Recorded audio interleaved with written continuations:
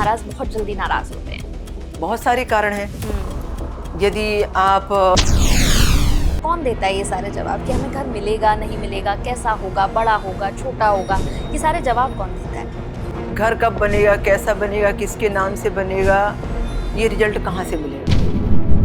क्योंकि जैसे एक शिष्य को तलाश रहती है अच्छे गुरु की, एक गुरु को भी तलाश रहती है एक अच्छे शिष्य की। लोगों को शनि से इतना डराया क्यों जा रहा है? एक तो मेरा ये प्रश्न है, और हम ऐसा क्या करें कि शनि महाराज का जो आशीर्वाद है वो हम मिल सके? डराने का मेन कारण तो यह है कि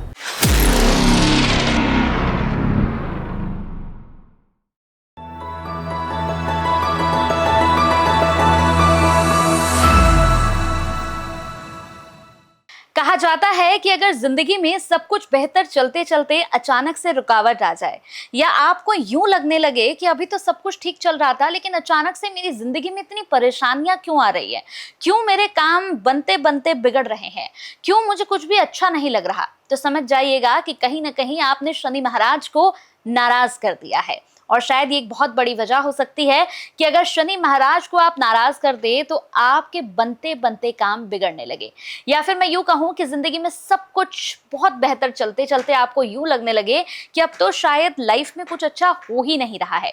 या हो सकता है आपको लगने लगे कि मैंने ऐसा क्या कर दिया कि मेरी जिंदगी में सब कुछ इतना खराब हो गया। आज बहुत सारे ऐसे सवालों के साथ इस पॉडकास्ट को लेकर आई हूं, जो पॉडकास्ट बहुत खास है, बहुत स्पेशल है।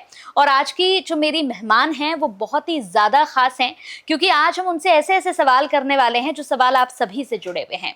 और कहते हैं ना कि आपने जब भी हम शनि महाराज का नाम सुनते हैं तो हम कहते हैं कि शनि साधकों के पास जाइए, शनि महाराज की पूजा करिए, छाया का दान करिए। लेकिन आज की जो मेरी मेहमान है ना, मतलब ये सबसे पहली शनि साधिका हैं। आपने अभी तक सिर्फ साधकों के बारे में सुना होगा, लेकिन वो शनि साधिका हैं। और सिर्फ इतना ही नहीं, अब जब मैं उनसे आपकी मुलाकात कराऊंगी तो आपको वाकई में लगेगा कि हाँ, मतलब कंचन, इस बार पॉडकास्ट में आप ऐसी गेस्ट लेकर आई हैं जो लग रहा है कि हम खुद उनसे बहुत सारे सवाल कर सकते हैं। तो चलिए इस पॉडकास्ट को शुरू करते हैं। मेरे साथ जो मेरी खास मेहमान हैं उनका वेलकम कर लेते हैं। शनि साधिका डॉक्टर विभाश्री दीदी, जिनका सन्यासी जो नाम है, सन्यासी लेने के बाद उनका नाम पड़ा है साध्वी वेदिका श्री चेतनागिरी दीदी माँ। बहुत बहुत स्वागत है आपका। जय शनिदेव। जय शनिदेव। कैसी हैं आप? बहुत। सबसे पहले मैं आपसे ये जानना चाहती हूँ, जैसे मेरे लिए भी बिल्कुल नया है ये, जब बात हो रही थी अभी ऑफ दी कैमरा भी, जब आपके बारे में मुझे पता लगा तो मैंने अभी तक शनि साधकों के बारे में सुना है। मैंने मतलब फर्स्ट टाइम है और पहली बार ही मुझे लग रहा है कि मैं मिल रही हूँ जो शनि साधिका हैं। और आपने अभी अभी कुछ ही वक्त पहले संन्यास भी लिया है, जो आपको एक नया नाम भी मिला है। तो मैं सबसे पहले ये जानना चाहती हूँ कि शुरुआत कैसे हुई माता जी, मतलब कैसे शुरू किया ये सब कुछ आपने?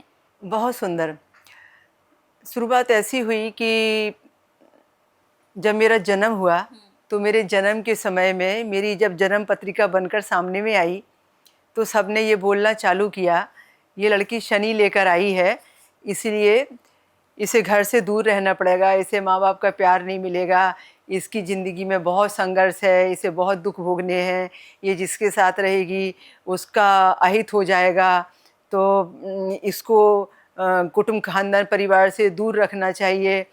ये मेरी जन्म पत्रिका को देखकर अलग अलग लोगों ने अलग अलग भविष्यवाणियाँ की थी। और वैसे भी गर्भ से ही जैसे मुझे शनि लगा हो। जब मैं माँ के गर्भ में थी तो मेरी दादी जो थी उनको पुत्र चाहिए था, और मैं मेरी माता की दूसरी पुत्री संतान थी। तो मेरी दादी ने मेरी माता जी से कहा कि यदि इस बार भी तुमने बेटी को जन्म दिया तो तुम्हारे मायके में छोड़ के आना, नहीं तो तुम भी मत आना। तो मुझसे एक बड़ी बहन और है। तो उसके बाद मेरा जन्म हुआ। जब नानी के यहाँ मेरा जन्म हुआ तो अभी माँ की व्यवस्था थी कि उनको आदेश था कि बेटी होगी तो लेकर मत आना। फिर मेरी माँ ने नानी को मुझे गोद दे दिया। मेरी विधवा नानी ने मेरा पालन पोषण किया। मैं कक्षा 10वीं पढ़ने तक मेरे माता पिता के प्यार से वंचित रही, और माता पिता होते हुए भी माता पिता के प्यार से वंचित रही, और नानी ने मेरा पालन पोषण किया, नानी ने ही मुझे संस्कार दिए। तो जहाँ जहाँ मेरी जन्म पत्रिका मेरी नानी जी दिखाती, वहाँ वहाँ लोग ये कहने लगते, ये शनि वाली है, इसके केंद्र में शनि है, और शनि अपनी राशि पे बैठे हुए हैं, तो इसका जन्म जो है वो माँ पर दृष्टि गई हुई है, तो इसकी दृष्टि से माँ को तकलीफ़ है, इसलिए ये माँ से बिछुड़ गई है। बहुत सारे अलग अलग लोगों ने भविष्यवाणियाँ करना चालू की थी। मेरी नानी जी जगह जगह जाती और हमेशा एक ही प्रश्न लोगों से कहती कि मेरी बेटी मेरे परिवार में कब एक्सेप्ट होगी, मेरी बेटी दमाने से कब लेके जाएंगे, अपने माता पिता के पास कब रहने जाएगी। और सभी लोग ये कहते कि इसको दूरी रखो, ये शनि वाली है। अभी उस समय तो इतनी नॉलेज भी किसी को नहीं थी कि शनि का लगना क्या है, शनि का उतरना क्या है, शनिमय होना क्या है, सब कुछ। पर मेरी नानी जी विदुषी थी, शिक्षिका थी। उन्होंने एक मार्ग पकड़ा कि यदि मैं शनि वाली हूँ तो क्यों ना मुझे शनि वाला ही बना दिया जाए। अच्छा। तो मेरी नानी जी ने मुझे बचपन से शनि मंत्र बोलना बताया, शनिदेव जी के प्रति श्रद्धावान बनाया, खूब तीर्थ यात्राएं कराई। और जब मैं बहुत छोटी थी तो किसी ने उनको बोला, वो चित्रकूट के पास बांदा जिले में जॉब करती थी, तो उनको किसी ने बोला कि आप यदि 52 बार आपकी नतनी को गंगा स्नान कराओगे ना तो इसकी शनि पीड़ा निकल जाएगी। तो आप एक काम करो कि इसकी प्रारब्ध की पीड़ा को मिटाने के लिए इसको जब भी आप गंगा जी में स्नान करने जाएंगी इसको लेके जाना। अब गंगा जी में स्नान करने मेरी नानी जी जो जाती थी वो ब्रह्म मुहूर्त में जाती थी, ना ज्यादा उजेला होता था ना ज्यादा अंधेरा होता था। और एकदम बिल्कुल सत्य बात बता रही हूँ मैं। तो मेरी नानी जी मुझे गोद में लेके जाती हैं, उस समय मैं 1.5-2 साल की रही होंगी ज़्यादा से ज़्यादा। तो वो मुझे लेके जाती और मुझे कहीं पत्थर पर कहीं गंगा किनारे बिठाती और वो गंगा जी में डुबकी लगाती और प्रार्थना करती। मेरे लिए भी बहुत प्रार्थना करती, मुझे भी नहलाती धुलाती। बचपने में मुझे बहुत गंगा स्नान कराया गया। तो बाद में कुछ ऐसी घटना हो गई कि एक बार मेरी नानी जी ने मुझे स्नान करा के और एक पत्थर के ऊपर में भारी भरकम पत्थर के ऊपर बिठा दिया। मेरी नानी जी स्नान करने लगी। अचानक जो गंगा किनारे लोग खड़े थे, पूरा उजेला भी नहीं था, पूरा अंधेरा भी नहीं था, ब्रह्म मुहूर्त का समय था, लगभग 5 बजे का समय रहा होगा। तो जोर जोर से चिल्लाने लगे लोग बाग, जो 2-4 लोग दूर से थे देख रहे थे। बोले, बहन जी जो आपकी बेटी थी वो गंगा जी में बह गई। अभी उनको तो देखो तो दुख का पहाड़ टूट गया। मैं वहां थी नहीं जहां पर मुझे बिठाया था। हाँ। और जब गंगा जी में बह गई बोले तो देखा कि तो मैं गंगा जी की लहरों के बीच में मैं दिख रही थी। अब गंगा जी में बीच में लहरों में जाने के बाद में कौन वापस आता है, और मैं तो बहुत छोटी शिशु थी, तो सवाल ही नहीं होता वापस आने का। अभी जब सब चिल्लाने लगे बचाओ बचाओ, मेरी नानी जी भी बहुत परेशान, अब उनको कुछ सूझ नहीं रहा था। जिस समय वो स्नान करके सूर्य को जल दे रही थी, प्रार्थना कर रही थी, उस समय लोग चिल्लाए कि आपकी बेटी बह गई। तो अब उनको कुछ भी नहीं सूझा, तो उन्होंने ऐसे अंजलि में जल लिया, सूर्य को जल दे रही थी और सूर्यदेव को साक्षी मानकर गंगा जी में खड़े होकर कहने लगी कि मेरे यदि तप का कोई भी पुण्य बाकी है और मैंने सही माने में तपस्या की है तो मेरे तप का पुण्य फल इस मेरी बच्ची की वापसी को मिले। मैं मेरी बेटी को क्या मुंह दिखाऊंगी, क्योंकि वो मुझे मेरी बेटी की अमानत है वो। तो उन्होंने गंगा जी में जल लेके हाथ में संकल्प लिया कि यदि ये वापस आ गई, इसको जीवन मिल गया और ये गंगा की लहरों से मेरी नतनी मुझे वापस मिल गई, तो मैं इसको धर्म के कार्य में लगाऊंगी। ये मैंने आपको अर्पण कर दिया, ये इस पे मेरा कोई अधिकार नहीं रहेगा। ये धर्म के उत्थान के लिए मैंने इसको जीवन समर्पित कर दिया। जैसे उन्होंने बोला कि मेरी पुण्य पूंजी इसको मिल जाए और ये धर्म के काम में मैंने इसको समर्पण कर दिया, इस पे मेरा कोई अधिकार नहीं है, ये अमानत मेरी बेटी की वापस आ जाए। कुछ संयोग ऐसा हुआ कि लहरों से धीरे धीरे मैं इधर नजदीक आने लगी। और हुआ कैसा था कि जो मेरी नानी जी ने मुझे बिठाया था, असल में वो मोटा एक कछुआ था जिस पर ऊपर नानी ने मुझे बिठा दिया था। अच्छा। उन्होंने समझा कि वो पत्थर है। और वो कछुआ अपने हिसाब से चलने लगा। पानी में निकल गया वो। और जब पानी में निकल गया तो मैं उसके साथ में लहरों तक पहुंच गई। और जब उन्होंने ऐसी प्रार्थना की तो धीरे धीरे वो कछुआ आने भी लगा। कुछ प्रकृति का संकेत रहा होगा और उसने बराबर जहां पर वो बैठा था वहीं आके बैठ गया वो, ऐसा। और उसके बाद में फिर गनीमत की ज़्यादा गहरे पर वो कछुआ बैठा नहीं मिट्टी के अंदर में। और मैं जब सुरक्षित वापस आ गई तो फिर नानी जी ने अपना वचन निभाया बोले कि मुझे इसके धर्म के काम में लगाना है तो मुझे ऐसी पात्रता इसको देनी पड़ेगी कि मैं इसको उस तरीके से तैयार कर सकूं। अब उनके अंदर एक जुनून आ गया कि मेरी बेटी का त्याग क्यों किया गया, क्योंकि वो बेटी थी, तो बेटी होना उसके लिए अभिशाप हो गया। तो मेरी नानी ने कसम खाई कि मैं ये प्रमाणित करूंगी कि बेटियां कि मुझे दुनिया को अब ये प्रमाणित करना है कि बेटे नाम रोशन करें ना करें, बेटियां नाम रोशन करती हैं, तो मुझे इसको उस लायक बनाना है। तो ये उन्होंने संकल्प लिया और उसके बाद में फिर मुझे गायत्री मंत्र बोलना सिखाया, शनि मंत्र बोलना सिखाया। फिर छोटी उम्र में ही मुझे बहुत सारी कथा कहानियाँ और बहुत सारे स्तोत्र वगैरह सब बोलना सिखाया। कक्षा 10वीं तक आते आते तो जैसे उन्होंने मुझे धर्म के ज्ञान को जैसे घोल के पिला दिया हो, मुझे इतना ज़्यादा धार्मिक बना दिया और इतना ज़्यादा पंडित बना दिया, इतना ज़्यादा मेरे अंदर में उड़ेल के सब कुछ डाल दिया कि लोग मुझसे बोलने लगे कि शास्त्रत करना है ना तो जाओ वो विदुषी बहन जी की नतनी से करके आओ, जाओ प्रश्न पूछना है तो जाओ उसके पास चले जाओ। तो ऐसा कुछ होने लगा और संयोग से पूर्व जन्म का प्रारब्ध कुछ रहा होगा कि मेरा बचपना वहाँ बीतना होगा, मेरे संस्कार उनसे मिलने होंगे। तो उस समय से फिर ऐसा हो गया कि शनि का आना, शनि का लगना, शनि का बैठना और किसी की पत्रिका में शनि होना, वो ऐसा प्रश्न चिन्ह बन गया कि मैंने बचपने से वो बातें सुनी। तो बचपने से वो बातें सुनी तो मेरे मन में ये बात आ गई कि मैं जिंदगी में कभी इसको जानने का प्रयास करूंगी। पर उस समय तो मैं ज्योतिष नहीं थी, मेरा कुछ ऐसा जुनून भी नहीं था ज्योतिष को जानने और मानने का।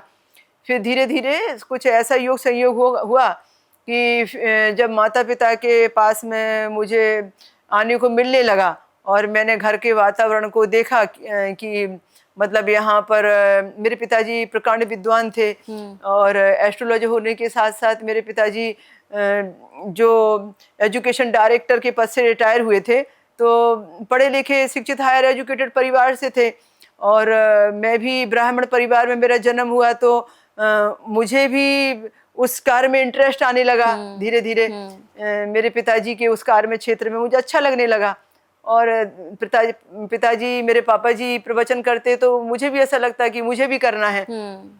तो बस वो नींव धीरे धीरे होते चली गई और फिर शादी हुई। तो शादी होने के बाद में मैं जिस घर में मेरा रिश्ता हुआ उस घर का जो माहौल था वो भी प्योर आध्यात्मिक था। तो मुझे ऐसा लगने लगा कि जिंदगी में अब इससे अच्छा क्या चाहिए। बिल्कुल।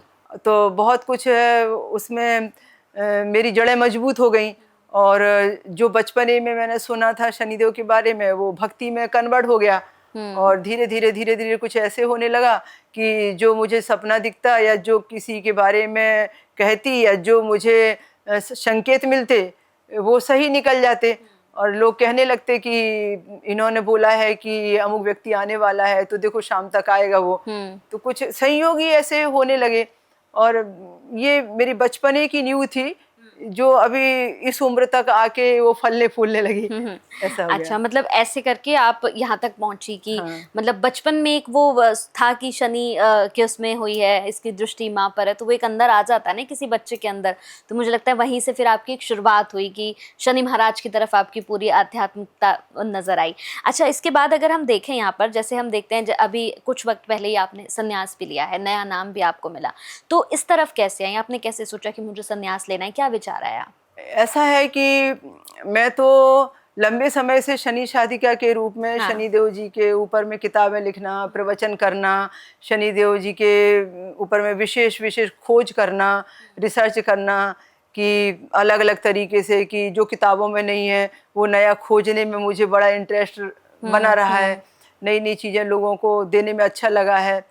तो वो सब मेरा कंटिन्यू चालू था। शनेश्वर तीर्थ क्षेत्र शनि आश्रम की स्थापना हुई 2000 में छत्रपति संभाजी नगर में। फिर 2005 में शनि ज्ञान मंदिर बहुत विशाल काय बना जहाँ ज्ञान यज्ञ हर हफ्ते शनिवार को हम करते हैं। मतलब शनिदेव जी से संबंधित या एस्ट्रोलॉजी से संबंधित लोगों को ज्ञान बांटते हैं। और 97 में जहाँ पर मैं शादी होके गई थी जिला दुर्ग मध्य प्रदेश में, अभी तो वो छत्तीसगढ़ हो गया, वहाँ पर जिला दुर्ग में धमदा तहसील में एक बिरजापुर गांव है, वहाँ मेरे स्वप्न दर्शन के आधार पर 97 में एक विशालकाय शनि मंदिर की स्थापना हुई, मूर्ति की स्थापना हुई, और आज तो वहाँ पर बहुत बड़ा तीर्थ निर्माण हो गया है। उसमें लिखा है मेरा नाम कि स्वप्न दर्शन के आधार पर यहाँ स्थापना हुई है, खुदाई से निकले हैं। तो वो ये सब होता चला गया संयोग। और अब लंबे समय से जब आप साधना करते हैं और लंबे समय से जब आप धर्म आध्यात्म में डूब कर कुछ अंतर्मुखी हो जाते हैं, फिर आपके मन में ऑटोमेटिक वैराग आ जाता है। तो मुझे ऐसा लगने लगा कि एक समय ऐसा आएगा कि जब मुझे संन्यास दीक्षा की ज़रूरत पड़ेगी, और मेरे मन में अंदर से कुछ वैराग होने लगा और मैं संतों से ज़्यादा मिलने जुलने लगी, संतों का प्रभाव मेरे ऊपर ज़्यादा पड़ने लगा। मुझे संतों से मिलजुल कर कुछ काम करने में आनंद आने लगा। बड़े बड़े धर्म सम्मेलनों में जाना और मंच संभालना और संतों की जन्म पत्रिका बनाना, उनके प्रेडिक्शन करना, उनके साथ में बैठकर डिस्कशन करना, ये सब मुझे बहुत अच्छा लगने लगा और उनकी आशीषें मिलती तो मुझे बहुत अच्छा लगता। फिर कुछ ऐसा हुआ कि जून 2023 में मैंने एक संत सम्मेलन किया। संत सम्मेलन का विषय था कि पंच महाभूतों को कैसे बचाएं। पंच महाभूत का मतलब यह है कि पृथ्वी, जल, वायु, आकाश, जो अग्नि है, ये पंच महाभूतों में, पंच तत्वों में आते हैं। तो ये नष्ट हो रहे हैं इसलिए हमारी जिंदगी नष्ट हो रही है, ये घट रहे हैं इसलिए हमारी उम्र घट रही है, ये व्यक्ति बर्बाद कर रहा है इसलिए हमारी जिंदगी में सारे सुख बर्बाद हो रहे हैं। तो पंच महाभूतों को हमें बचाना था। तो हमने सारे संत समाज ने मिलके एक योजना बनाई कि हम लोग जितने भी संत हैं अपने अपने आश्रमों में एक संत सम्मेलन करेंगे पंच महाभूतों की सुरक्षा के लिए, क्योंकि संतों की वाणी का प्रभाव ज़्यादा पड़ता है, लोग ज़्यादा मानते हैं और उसे फॉलो भी करते हैं। तो इसलिए फिर हमने पृथ्वी को बचाने के लिए, लोगों को जीवन दान देने के लिए एक बहुत अच्छा अभियान छड़ा कि पंच महाभूतों की सुरक्षा करनी है और लोगों को जीवन दान देना है। तो 26 जून को मेरा जन्मदिन होता था। तो अब तो खैर संन्यास दीक्षा हो गई तो पुराना नाम डिलीट हो गया, वो पुराना जन्मदिन डिलीट हो गया। अभी जब कोई व्यक्ति संन्यास लेता है तो बहुत सारी जिंदगी के सब कुछ डिलीट हो जाते हैं। क्या तुम्हारे अवार्ड, क्या पुरस्कार, क्या बैंक बैलेंस, माता पिता का नाम या आपका पुराना नाम या पुरानी शोहरत, पुरानी प्रतिष्ठा, सब कुछ डिलीट हो जाती है। और सबका त्याग करने के बाद, सबका पिंडदान करने के बाद जब आप अपना खुद का पिंडदान करते हो तो आपको सिर्फ गुरु का नाम मिलता है और आपको गुरु का दिया गया नाम मिलता है और आपके पीछे लगाने वाला भी गुरु का नाम मिलता है। तो सिर्फ वही आपकी पहचान रह जाती है, बाकी पिछली पहचान आपकी सब डिलीट हो जाती है। तो वो तो सब प्रेजेंट में वो सब डिलीट ही हो गई है। तो उस समय 2023 में जब मैं शनि शादी का थी, तब मैं संतों के बीच में संत सम्मेलन कर रही थी। तो संतों को बड़ा मेरे साथ स्नेह रहा है, उन लोगों ने मुझे बहुत धर्म बहन मानकर, धर्म बेटी मानकर मुझे बहुत लाड दिया है और शनिदेव जी ने तो मुझे पलकों पर बिठाया है। मुझे कोई खुशी, कोई सुख सुविधा ऐसी नहीं है जो शनिदेव जी ने नहीं दी हो। जो मांगा है वो मांगने से पहले मिला है। तो सभी लोग बोलते थे कि आप पर बड़ी शनि कृपा है, बड़ी शनि कृपा है, आपने हमें बुलाया, देखो हम आए हैं और आपने कहा कि हमें पंच महाभूतों की सुरक्षा के लिए करना है, हम सब आपके साथ हैं, कंधे से कंधा लगा के हम सेवा करेंगे। आपके अनुसार हमने डिसीजन लिया है कि हम अपने सत्संगों में लोगों को जागृत करेंगे कि हमें पंच महाभूतों को कैसे बचाना है, किस तरीके से हमें लोगों की ज़िंदगी को बचाना है और कैसे हमें प्रकृति को बचाना है। तो इसके अलग अलग हमने उपचार खोज लिए, बना लिए। पर उन्होंने कहा कि आपने हमें बुलाया और आप अब हमें कोई ऐसी गिफ्ट दीजिए जिसे हम रिटर्न गिफ्ट कहते हैं। तो मुझे लगा कि रिटर्न गिफ्ट बोल रहे हैं, इसका मतलब कुछ तो दान दक्षिणा होगी, कुछ मेरे से सेवा मांगेंगे, किसी आश्रम में कोई कार्यक्रम करना होगा, कुछ ऐसा होगा कि जो मेरे बस में होगा, मेरी नॉलेज का मुझे लाभ देना होगा। तो वैसे भी तो मैं सारी जिंदगी ज्ञान बांट ही रही हूँ बिना किसी लोभ मोह के। तो मैंने कहा बोलिए, जो आप कहेंगे तो हम करेंगे। तो उन्होंने कहा कि पहले आप हमें वचन दो कि हम जो मांगेंगे वो आपने दिया। तो अब इसे सोचने की तो बात ही नहीं थी। मैंने कहा दिया वचन आपको, संत मांगे और मैं ना दूं, ऐसी मेरी हिम्मत कहाँ है। भरे मंच पे कार्यक्रम चल रहा था और मीडिया भी थी और खूब पब्लिक थी और ये संत सम्मेलन का लास्ट दिन था 26 जून 2023 को। उन्होंने सर्व सम्मति से पहले तो मेरा अभिषेक किया फूलों से कि जन्मदिन है, और बाद में उन्होंने प्रस्ताव रखा कि रिटर्न गिफ्ट चाहिए। रिटर्न गिफ्ट में सबने एक मत से कहा कि हमें शनि शादिका के लेवल को मिटा के अब हमें आपको साध्वी बनाना है, हमें आपसे संन्यास दीक्षा की अपेक्षा है, आपको सन्यासी बनाना है, हमें आपको इस घेरे से बाहर निकालना है। तो मैं तो सुनकर ही हैरान रह गई। हालांकि मन का भाव वैराग का था, मैं तो वैसे भी पिछले 30 सालों से वैरागी जीवन जी रही थी, मैं तो अकेली ही रहती थी और मेरे मन में वो वैराग कूट कूट कर भरा हुआ था। पर कल्पना नहीं की थी कि मैं रंग बिरंगी जिंदगी छोड़कर, ऐश्वर्य छोड़कर और सब छोड़कर और मैं ये गिरुए वस्त्र में ही रह जाऊंगी, या सारी दुनिया का सब कुछ त्याग करके, रिश्तेदार नातेदार सब जो निकाल के, सब जिंदगी में एक सबका पिंडदान करके और मैं एक एकदम अलग ही हो जाऊंगी। ये तो कल्पना ही नहीं थी। इसके बारे में कभी नॉलेज हासिल भी नहीं की। पर मैंने तो वचन दिया संतों को कि ठीक है, आपने मांगा मैंने दिया। मैंने कहा कि मुझे कुछ समय दीजिए। तो उन्होंने कहा कि ठीक है, आपको जितना समय लेना है उतना समय लीजिए, पर आप याद रखिए कि ये जल्दी से जल्दी आपको इसका निर्णय लेना है। हम एक एक दिन आपकी तारीख का इंतजार करेंगे। अभी ये तो हमारे लिए एक चैलेंज हो गया। अब मेरी तलाश थी कि ऐसा गुरु कहाँ से मिलेगा जो मुझे संन्यास दीक्षा देगा, क्योंकि जैसे एक शिष्य को तलाश रहती है अच्छे गुरु की, एक गुरु को भी तलाश रहती है एक अच्छे शिष्य की। तो मुझे मेरे मन के मुताबिक मिलना भी चाहिए। तो बहुत मैं उस विषय को लेकर चिंतित थी। अभी आपने नाम सुना होगा, ये राम मंदिर, हमारा जो श्री राम मंदिर न्यास ट्रस्ट अयोध्या है, उनके कोषाध्यक्ष जी हैं जो स्वामी गोविंद गिरी जी महाराज हैं। तो स्वामी गोविंद देव गिरी जी महाराज जो हैं वो मेरे गुरु हैं। मुझे उन्होंने श्री विद्या दीक्षा दी है और मैं उनकी खास और विशिष्ट शिष्या रही हूँ, और उन्होंने मुझे बहुत बहुत ज्ञान दिया है और मैं उनका बड़ा उपकार मानती हूँ। तो मैंने आदरणीय गुरुदेव स्वामी गोविंद देव गिरी जी महाराज जी से बोला कि गुरुदेव मुझे संन्यास दीक्षा दे दीजिए। तो बोले वो तो समय नहीं आया है, मैं तो संन्यास दीक्षा नहीं दूंगा। तो फिर मैंने कहा कितना इंतजार करूंगी, मैंने तो संतों को वचन दिया है कि मुझे संन्यास दीक्षा लेना पड़ेगी। तो मैं गुरुदेव स्वामी गोविंद देव गिरी जी महाराज से हट करते रही और वो मुझे टालते रहे। फिर एक योग संयोग ऐसा आ गया कि उनके मार्गदर्शन में और उनकी ही कृपा से अपने जो हरिद्वार में अखंड परमधाम आश्रम है, उनके स्वामी जी हैं जिन्हें हम युग पुरुष परमानंद गिरी जी महाराज कहते हैं, महामंडलेश्वर युग पुरुष परमानंद गिरी जी महाराज, जिनके हजारों शिष्य हैं और हजारों लोगों को उन्होंने जीवन दान दिया है, खूब नाम है उनका। वो भी श्री राम मंदिर न्यास ट्रस्ट के मेन ट्रस्टी हैं।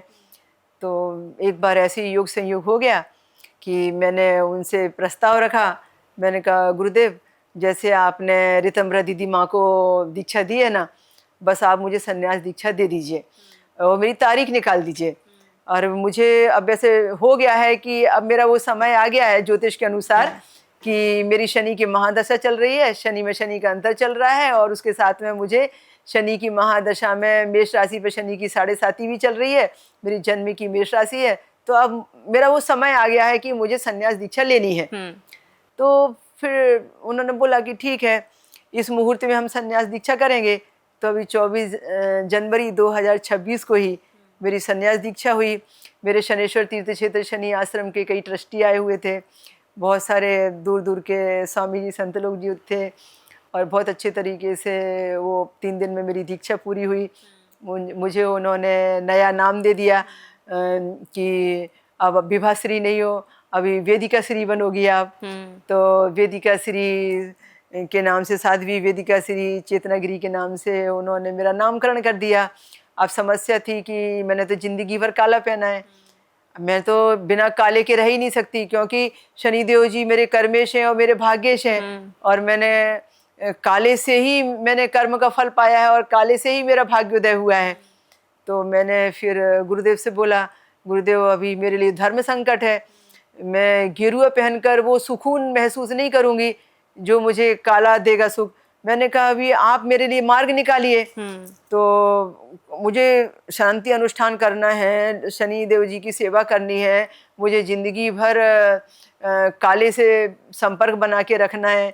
तो फिर गुरुदेव ने कहा गुरु आज्ञा ही सर्वोपरि होती है, मैं तुम्हें आदेश देता हूँ और आज्ञा देता हूँ कि तुम सर पर हमेशा काला ही रखोगी, और जब कभी भी अनुष्ठान कराना है, जब कभी भी तुम्हें कोई विशेष प्रयोजन है, उसमें तुम केसरी के साथ काला भी पहनो, मेरी ओर से तुम्हारी अनुमति है। तो इस बात का, गुरुदेव की बात का कई लोगों ने बहुत विवाद भी किया, ये काला क्यों है, काला क्यों रखा है, पर गुरुदेव के आगे सब लोगों ने कहा कि ये गुरु आज्ञा है, तो जो गुरु आज्ञा है वो सर्वोपरि है, ऐसा। अच्छा, तो इस तरह से पूरा ये मतलब आपका रहा, साध्वी आप ऐसे बने, ऐसे बन क्योंकि गई। आप रिटर्न गिफ्ट आपने दिया संतों बस को। ऐसा हो गया। अच्छा, जैसे अभी हम शनि की बात ही कर रहे थे, तो शनि की महादशा में जो बच्चे होते हैं जिनका जन्म हो रहा है, तो वो कैसे होते हैं, उनका जीवन कैसा रहता है? हाँ, ये हूँ, मैं सास हूँ, मैं देवर हूँ, पर मुझसे कोई रिलेशन नहीं है। उनको शनि शादिका से मिल रहा है, उनको विवाहश्री से मिल रहा है, तो मेरा मान वो क्यों नहीं हो रहा जो मान उनका है। अब जैसे मान लीजिए एक छोटा सा, पति पत्नी दोनों खड़े हैं, पर पत्नी यदि ज़्यादा पूजनीय है और ज़्यादा श्रेष्ठ हो गई है, तो आने वाला व्यक्ति पहले पत्नी से बात करेगा या उसके पैर छुएगा। उसको नहीं मालूम कि आपके पास में खड़ा है वो आपका पति है। बिल्कुल बिल्कुल, है ना, उनको नहीं मालूम कि आपके पास में खड़े हैं, उनकी उनकी आपकी क्या रिलेशन है, पर वो तो आपसे मिलने आया है। तो ये छोटी छोटी सी बातें थी, वो छोटी छोटी सी बातें मेरे ससुराल वालों को हर्ट करने लगी। वो छोटी छोटी सी बातें थी। जो पति कभी मुझे मतलब आध्यात्म में चलना सिखा रहे थे, मुझे शिखर पर पहुंचाने के सपने देख रहे थे, वो अचानक हर्ट होने लगे। अचानक उनका ईगो, उनका स्वाभिमान टकराने लगा। उनको लगने लगा कि इसका ये मार्ग बंद करना पड़ेगा, और उनको मेरे अंदर में वो चीज़ नज़र आने लगी कि पता नहीं मैं कब घर परिवार छोड़ दूं, कब घर परिवार को कब मैं दान कर दूं, कब क्या कर दूं। तो लोगों ने भ्रमित कर दिया, ये शनि को मानने वाली है, शनि को जानने वाली है, इसके अंदर में शनि का वास है, ये शनि वाली है, इसकी बद्दुआ लग जाएगी, तो इसकी दुआ लग जाएगी, तो समय रहते समझ जाओ, तुम कंट्रोल करो, उनको जाने मत दो, घर से मत निकलने दो। तो ये बातें कुछ ऐसी हो गई थी जो मेरे लिए तो समय सहनी नहीं थी। बिल्कुल, क्योंकि उस समय में इतना आगे बढ़ चुकी थी कि महीने में 20 दिन मेरे सत्संग होना, महीने में 20 दिन लोगों को मिलना जुलना, और लोगों को चिकित्सा देना या जन कल्याण के लिए या ज्योतिष के मार्गदर्शन के लिए सबको आशीर्वाद देना। तो अभी ये समझ लिए कि 99 की बात है ये। तो बात ऐसी हो गई कि उनको ऐसा लगने लगा कि यदि मैंने बाहर जाना बंद नहीं किया, या मैंने यहाँ घर में लोगों से मिलना बंद नहीं किया, या मैंने ये शनि का काम बंद नहीं किया, तो लोगों ने दिमाग में भर दिया था कि ये शनि का काम बंद नहीं करेगी तो तुम लोग तकलीफ में आ जाओगे, या तुम लोगों को ये काम बंद करवाना पड़ेगा। और बहुत सारी भ्रांतियां उनके दिमाग में बिठा दी थी। अंधविश्वास तो पहले बहुत सारे थे, बिल्कुल। और फिर ईगो, उनका स्वाभिमान कि ये पूजनी कैसे, ये मुझसे आगे कैसे। तो फिर बाद में उन्होंने क्लियर बोल दिया कि सब फैमिली के साथ मिलकर कि आपको यदि घर के बाहर लोगों को मिलना है, आपको यदि ये धर्म के मार्ग पर चलना है, आपको यदि ये सत्संग, प्रवचन, यात्राएं, और आपको ज्योतिष का काम और शनि की पूजा, शनि का काम, और बिरजापुर संभालना है। बिरजापुर की स्थापना हो चुकी थी। आपको यदि बिरजापुर संभालना है और बिरजापुर में जाके आए दिन आपको ये यदि लोगों के लिए पूरा भीड़ लगानी है, तो फिर आप घर छोड़ दो, परिवार छोड़ दो, यहाँ आपके लिए कोई जगह नहीं है। और यदि आपको घर परिवार चाहिए तो ये काम छोड़ दो, फैसला तुम्हारा है। मैं बड़े धर्म संकट में थी, क्योंकि फैसला मुझे लेना था। बुद्धि भी उतनी नहीं थी। अभी 99 में समझो कि उम्र ही क्या रही होगी, एक 32-33 साल की उम्र। अभी 60 साल में तो मैंने संन्यास लिया है। तो अभी ऐसा हो गया कि मुझे करना क्या, कोई डिसीजन लेते बन नहीं रहा था। तो फिर मैंने खामोशी से सब सहा। बहुत दिन तक ये द्वंद्व युद्ध चलता रहा, आपको बाहर नहीं जाना है। मेरे पिताजी को भी बहुत टॉर्चर किया, आप इनका साथ क्यों दे रहे हो, आप हमारे यहाँ आना जाना बंद करो, आप साथ दे रहे हो इसलिए बाहर जा रही है। तो फिर बहुत सारी बातें ऐसी हो गई कि हमें आपको बाहर नहीं भेजना है, या तो डिसीजन लो, या तो आपको परिवार चाहिए, गृहस्थी चाहिए, या फिर आपको सब छोड़ छाड़ के आपको घर से बाहर जाना है, आपका हमारे साथ कोई रिलेशन नहीं। फिर क्या, जुनून तो शनिदेव का था। तो मैंने कहा कि मैं सब कुछ छोड़ने को तैयार हूँ, पर मैं शनिदेव जी के मार्ग को नहीं छोड़ूंगी, नहीं छोड़ूंगी, मैं शनि भक्ति को नहीं छोड़ूंगी। मैं जो कार्य कर रही हूँ मेरी नजरों में वो सर्वश्रेष्ठ है, बिल्कुल। और मैं इतना आगे निकलने के बाद में मैं पीछे नहीं लौटूंगी। तो कहते हैं ना कि जब आपके ऊपर में शनि का समय आता है तो परीक्षा की घड़ी रहती है। बिल्कुल बिल्कुल। तो उस समय भी मुझे मेरे जन्म की मेष राशि पर शनि की 7.5 शुरू हुई थी। तो शनि की 7.5 का ही दौर चल रहा था। डिसीजन ले लिया, मैंने कहा कि नहीं, अभी तो आप सब कुछ रख लो। मेरे खुद के नाम का अपना भवन था, खुद के नाम का बहुत सारा गोल्ड जेवर गहना, बहुत सारे कपाट भरे दुनिया भर के वस्त्र, वो ऐश्वर्य की वस्तुएं, सब कुछ सब त्याग दिया। खाली हाथ काली साड़ी पहने निकल गई। मैंने कहा कि ये सब आप ले लो, मेरे पास मेरे शनिदेव जी हैं, मुझे कुछ नहीं चाहिए, कुछ नहीं चाहिए। और बस शनिदेव जी ने अंदर से आवाज दे दी कि चल पड़ो, और मैं चल पड़ी। सही बात। और जब चल पड़ी तो महाराष्ट्र में तो मेरे बहुत सत्संग होते थे, और महाराष्ट्र के जो उद्योगपति लोग थे, जो राजनीतिक व्यक्ति थे, वो पिछले 2 सालों में 97, 8, 9 में ये मेरे शनि तीर्थ क्षेत्र बिरजापुर जिला दुर्ग में, जो मैंने बताया कि बिरजापुर की स्थापना हुई, जहाँ अब तीर्थ बन गया है, वहाँ आया करते थे मुझसे शांति विधान कराने के लिए, उपाय करने के लिए। तो उन्होंने आमंत्रण दिया कि आप महाराष्ट्र आ जाइए। महाराष्ट्र में शिग्नापुर शनि धाम है, पर वहाँ कोई शनि के ज्ञान को नहीं जानता, कोई भी शांति विधान नहीं करता, सिर्फ लोग तेल भर चढ़ाते हैं। आप आ जाएंगी तो बढ़िया आश्रम बनाएंगे, आप आ जाएंगी तो शनि धाम बनाकर हम सारी दुनिया में जागरण करेंगे, लोगों का तीसरा नेत्र खोलेंगे, आपकी हमें बहुत आवश्यकता है। तो फिर वहाँ के जो शिवसेना वाले थे, जो बीजेपी वाले थे, जो मुझसे मतलब एक यजमान की तरह मिलते जुलते थे। मुझे तो उसकी नॉलेज नहीं थी आरटी पार्टी की कुछ भी, मैं तो राजनीति में थी भी नहीं। तो उन्होंने फिर मुझे एक सगी बहन की तरह सपोर्ट कर दिया। सही बात। और मैं महाराष्ट्र में चली गई, और महाराष्ट्र में जाके फिर धीरे धीरे वो अपने आप वर्चस्व हो गया। हाँ, वो कहते हैं ना कि एक रास्ता बंद होता है तो ईश्वर बाकी रास्ते खोल देता है। तो शनि महाराज ने आपके लिए पहले से रास्ते बनाए हुए थे, और शायद यही कारण था कि वो रास्ता बंद हुआ तो एक रास्ता खुद ब खुद खुल गया। अच्छा, जैसे हम बहुत सारे लोग हैं, हम देखते हैं कि आज के समय में सोशल मीडिया का ज़माना है, और सोशल मीडिया के ज़माने में हम देखते हैं कि जैसे हम अपना फ़ोन खोलते हैं, रील्स खोलते हैं, तो कई तरह की वीडियोज़ आती हैं। उसमें मैंने सबसे ज़्यादा देखा है कि शनि को लेकर लोगों को डराया जाता है। जैसे आप तो साधिका हैं, मतलब आप जितने करीब से शनि महाराज को जानती होंगी, तो मुझे लगता है कि शायद ही कोई जान पाएगा। लोगों को शनि से इतना डराया क्यों जा रहा है, एक तो मेरा ये प्रश्न है, और हम ऐसा क्या करें कि शनि महाराज का जो आशीर्वाद है वो हमें मिल सके। डराने का मेन कारण तो यह है कि जब तक आप किसी चीज से डरेंगे नहीं, तब तक के आप कुछ खर्च नहीं करेंगे। बिल्कुल सही। यदि आपको भय होगा कि मुझे ये शनि पीड़ा लग रही है, या शनि चल रहा है और इससे मेरा अहित हो सकता है, तो सुरक्षा के लिए मैं क्या कर लूं? तो सुरक्षा के बहाने आपको खर्चा करना है, आपको कुछ पहनना है, कुछ उपचार करना है, कुछ विधि विधान करना है। तो लोगों को जिन्होंने ये मार्गदर्शन डराने के लिए देना चालू किया है, उनकी रोजी रोटी, इनकम सोर्स का साधन बनेगा। बिल्कुल। बहुत सारे लोग तो अपना सोर्स बढ़ाने के लिए भी ऐसा कर रहे हैं। मैंने देखा है कि शनिदेव जी का निगेटिव पक्ष कम है, पॉजिटिव पक्ष ज्यादा है। लोगों ने निगेटिव को ज्यादा देखा है, मैंने पॉजिटिव को ज्यादा देखा है। बस दोनों फर्क इतना है। मैं ये नहीं कहती कि मिटाता नहीं कोई शनि जैसा, पर मैं ये दावे के साथ कहती हूँ कि बनाता भी नहीं कोई शनि जैसा। मैं ये भी नहीं कहती कि शनि के समय में आपको रोना नहीं पड़ेगा। मैं जानती हूँ कि रुलाता नहीं कोई शनि जैसा, पर यह भी दावा करती हूँ कि हंसाता भी नहीं कोई शनि जैसा, बनाता नहीं कोई शनि जैसा, बनने वाला आदमी चाहिए।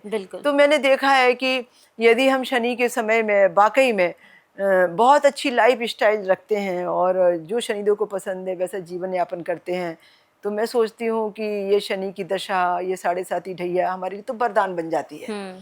तो मैं सिर्फ लोगों के अंदर में एक यही विश्वास जगाने का काम कर रही हूँ कि स्वागत करो शनिदेव का। 7.5 आपकी वरदान है, ढैया आपका वरदान है, शनि की महादशा आपके लिए वरदान है, बस आप वेलकम करो। अच्छा, जैसे कहते हैं ना कि शनि महाराज बड़ी जल्दी नाराज भी हो जाते हैं, तो वो कौन से कारण है जिसकी वजह से शनि महाराज बहुत जल्दी नाराज होते हैं? बहुत सारे कारण हैं।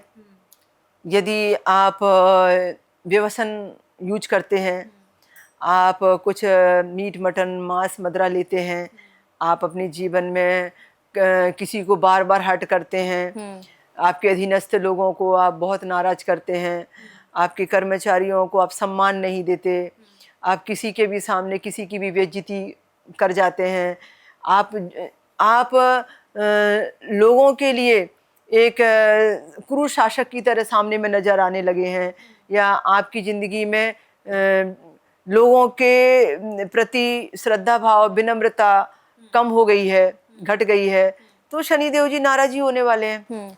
शनिदेव जी कहते हैं कि हर उस व्यक्ति का मान करो, हर उस व्यक्ति का सम्मान करो जिसको आपने दीनहीन, गरीब, लाचार और मजबूर समझ रखा है। बिल्कुल। जैसे जैसे आप उनसे प्यार करना शुरू करोगे, वैसे वैसे आपकी ज़िंदगी में शनिदेव जी वरदान देना चालू कर लेंगे। तो सबसे महत्वपूर्ण विषय यह है कि यदि हमने हमारे जीवन में कुछ भी गलत मार्ग से धन कमाया, हाँ। गलत मार्ग से यदि हमने शोहरत कमाई, झूठ के मार्ग पर चलकर यदि हमने अपनी प्रतिष्ठा पर चार चांद लगाए, हमने लोगों के अधिकार को छीनकर अपनी समृद्धि बढ़ाई, जैसे अब लोग कहते हैं ना ये गवर्नमेंट की जगह है पर आपने कब्जा कर रखा है, हाँ। है ना, अभी ये भाई की जगह है, बहन की जगह है, पर बंटवारे में आपने ज्यादा ले लिया है, उनको हिस्से से निकाल दिया है ना, किसी ने पिता की संपत्ति हड़प ली, किसी ने बुआ की हड़प ली, तो ये बहुत सारी बातें हैं। तो ये जो न्याय प्रिय शनिदेव जी हैं, ये अन्याय देख नहीं सकते, और इसीलिए ऐसे व्यक्ति जो किसी का अधिकार छीन लेते हैं और वो आए दिन किसी की पीड़ा का कारण बन जाते हैं, और किसी को भी जिंदगी में तकलीफ देने के लिए हमेशा एक कल्पना करते रहते हैं, अपनी खुशी के लिए, अपनी शोहरत के लिए, अपनी प्रतिष्ठा को बढ़ाने के लिए लोगों को सीढ़ी बनाकर इस्तेमाल करते हैं, फिर उसके बाद में उनको दूध में पड़ी मक्खी की तरह निकाल के फेंक देते हैं, फिर उन्हें पूछते भी नहीं कि इनके कारण आज हम इतने आगे बढ़े हैं। तो शनिदेव कहते हैं कि यदि ये नहीं होते तो तुम भी नहीं होते, इनको तुमने सीढ़ी बनाया है, ये तुम्हारे साथ थे तो तुमने आज इतनी शिखर पर पहुंचने के लिए सपना पूरा किया है, तो उनको भूलो मत, उनका सम्मान करो। तो बस ये छोटी छोटी सी बातें हैं, यदि कोई व्यक्ति सही समझ के लेगा ना, तो मैं समझूंगी कि नेगेटिव को पॉजिटिव बनाएगा। बिल्कुल बिल्कुल। अच्छा, हम जो घर बनाते हैं, कई बार हम देखते हैं कि हम जो घर बनाते हैं हम इसे लेके बड़ा परेशान रहते हैं कि घर कितना बड़ा होगा, मेरा घर कैसा होगा, मैं ले पाऊंगा नहीं ले पाऊंगा, या फिर घर बनाते हुए मुझे क्या क्या ध्यान रखना है। तो ये सारे जो उत्तर हैं, ये सारे जो जवाब है, ये हमें कहाँ से मिलते हैं? कौन देता है ये सारे जवाब कि हमें घर मिलेगा नहीं मिलेगा, कैसा होगा, बड़ा होगा छोटा होगा, ये सारे जवाब कौन देता है? आपने प्रश्न किया है कि घर कब बनेगा, कैसा बनेगा, किसके नाम से बनेगा, ये रिजल्ट कहाँ से मिलेगा। मैंने एक किताब लिखी है शनि और वास्तु, लगभग 15 साल पहले लिखी थी। 26 किताबें लिखी हैं जिसमें एक किताब शनि वास्तु के नाम से है। तो उस किताब में मैंने ये दिया है जो मैं आपको बता रही हूँ। मैंने दिया है कि आपका घर कब बनेगा, कहाँ बनेगा, कैसा बनेगा, कितना बड़ा बनेगा, कौन सी दिशा का बनेगा, फैसला शनि का होगा। तो उसमें मैंने लोगों को सिखाया है। एक 12 घर की जन्म पत्रिका है, उस 12 घर की जन्म पत्रिका में मेष के शनि लग्न में बैठे हैं। मैं तो बहुत लंबे प्रेडिक्शन पर नहीं जाऊंगी, पॉइंट टू पॉइंट, जैसे 5-6 बातें हैं तो एक ही बात बताऊंगी। तो लग्न में मेष राशि के शनि बैठे हैं, जिन्हें आप नीच का शनि कह सकते हैं। ऐसे व्यक्ति का घर उसके नाम पर कभी नहीं बनेगा। अच्छा, उसने अपने नाम पर जबरदस्ती से बना भी लिया तो इसका मतलब यह है कि रहने का सुख नहीं मिलेगा उसे, जितना जल्दी होगा वो बिक जाएगा, वो मुसीबत में बिक जाएगा। दूसरे स्थान पर वृषभ में शनि, जब वृषभ में शनि महाराज जी बैठेंगे दूसरे स्थान पर, दूसरे भाव पर, तो इसका मतलब यह है कि जिस व्यक्ति की जन्म पत्रिका है, चाहे उसकी कमाई 2 रुपये हो या ना हो, चाहे उसकी कमाई लाखों की हो, चाहे वो किसी उम्र का व्यक्ति हो, पर घर तो उसी के नाम पर बनेगा। अच्छा। अब परिवार वाले लोग मुझे पूछने आते हैं, मुझे सबकी पत्रिकाएं दिखाकर लोग बोलने लगते हैं कि ये इतनी पत्रिकाएं हैं, आप बताइए कि इसमें घर का मालिक कौन है, किसके नाम पर घर खरीदें बनाएं, किसके नाम पर रखें।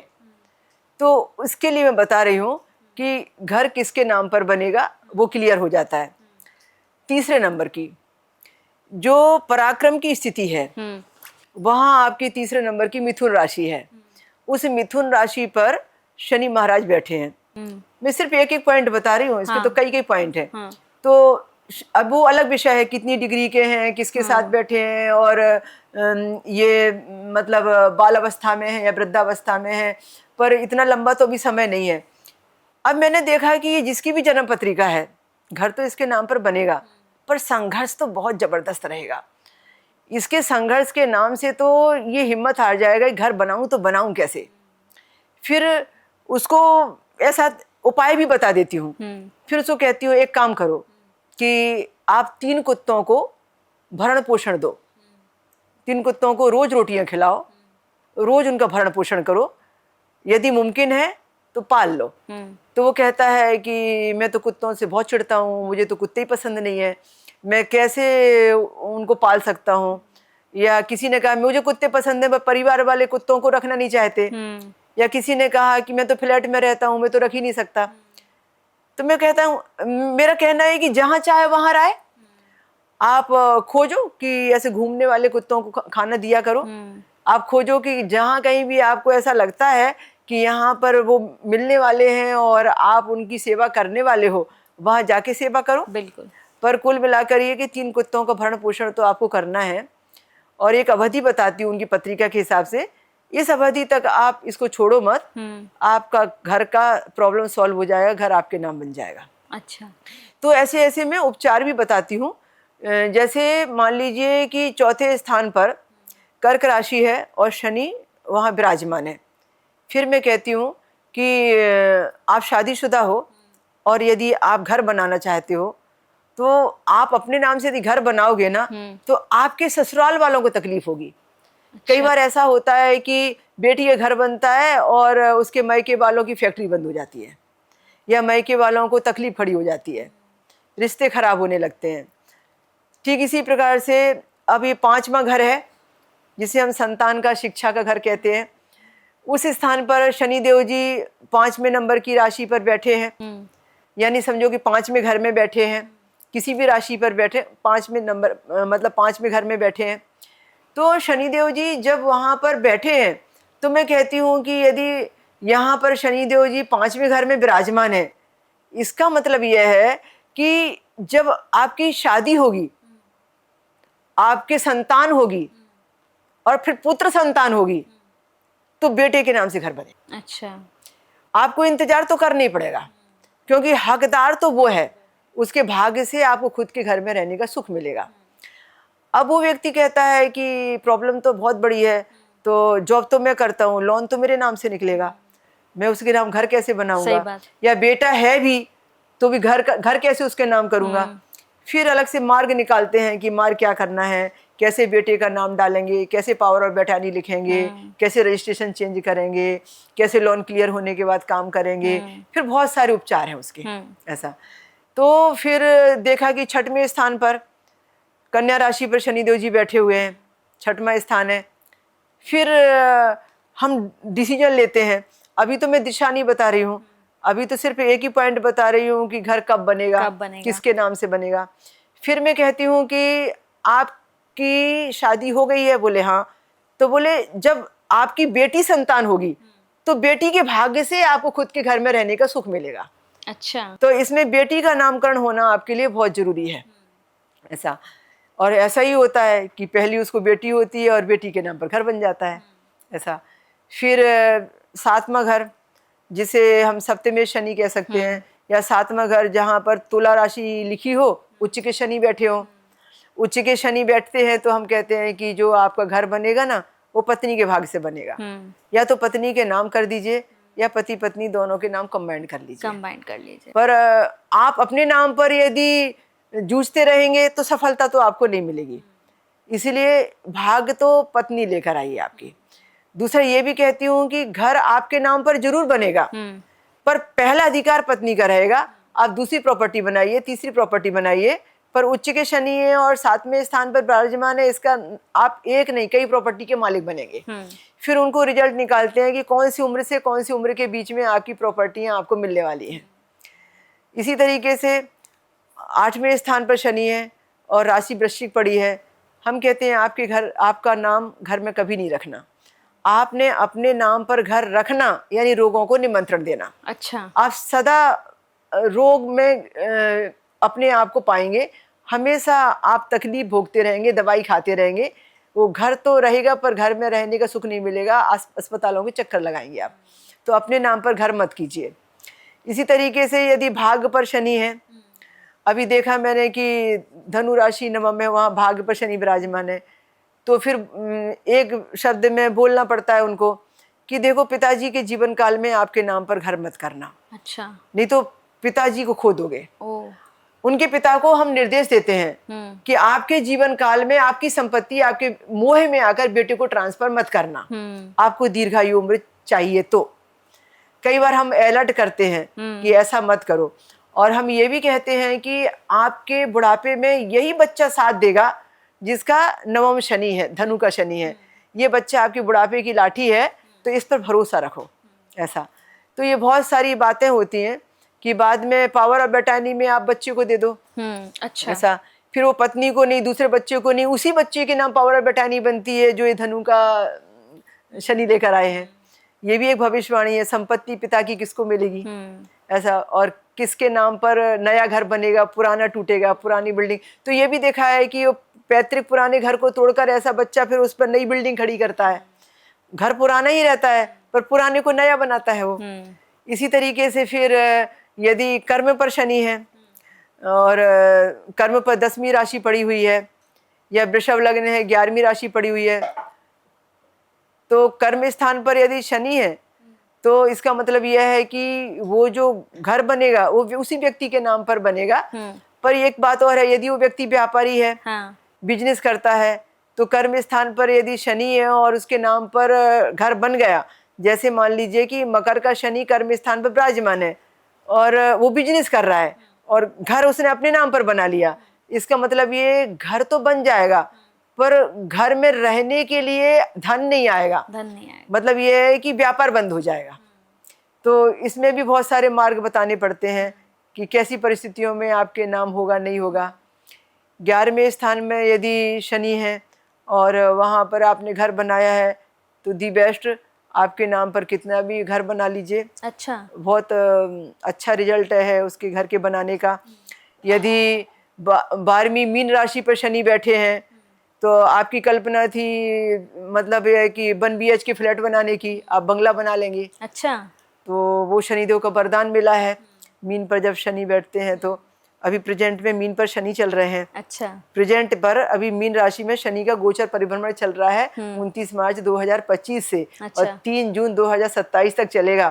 तो ये तो बड़ी भविष्यवाणी है। हाँ। उन लोगों के लिए जिनका मीन में शनि अभी परिक्रमा परिभ्रमण कर रहे हैं, और चाहे उनकी मीन राशि हो, चाहे शनिदेव जी उनके भाग्य में बैठे हों, कर्म में बैठे हों, लाभ में बैठे हों, इन घरों में बैठे होंगे, तो घर बनाने का सपना तो पूरा होगा।